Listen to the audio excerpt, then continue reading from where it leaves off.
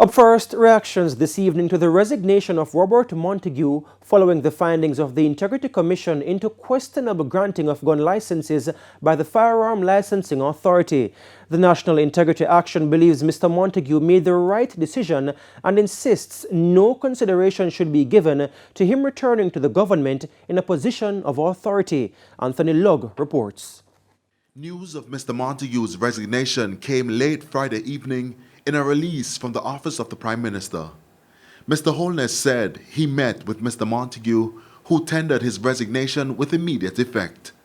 An hour later, in a WhatsApp message received by our news center, Mr. Montague said there were personal matters he had to deal with and he needed time and space. He added that he has retained a law firm and is being guided. Principal Director of the National Integrity Action, Professor Trevor Monroe, says Mr. Montague made the right decision. However, he believes the resignation should have come months earlier when other allegations surfaced against Mr. Montague during his tenure as Transport and Mining Minister.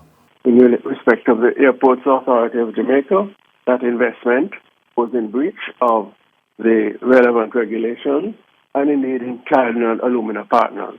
So, unfortunately, the minister's record does reinforce the correctness and the appropriateness of his resignation and his departure from executive authority.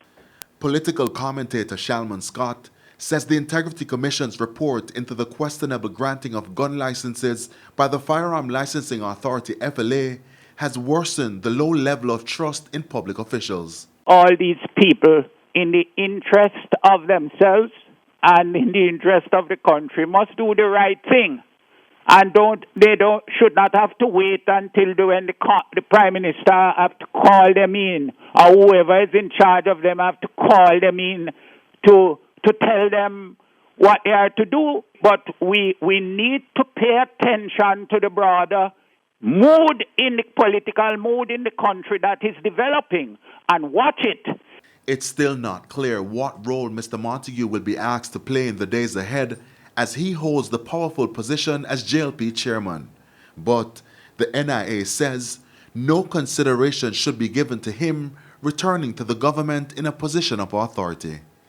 Either in the Parliament or in the Cabinet, as has been the case in this and previous administrations in the past, when ministers have resigned and later on put back into positions of authority. In this particular case, and generally as a rule, we would urge that this not occur. Anthony Lugg, TVJ News.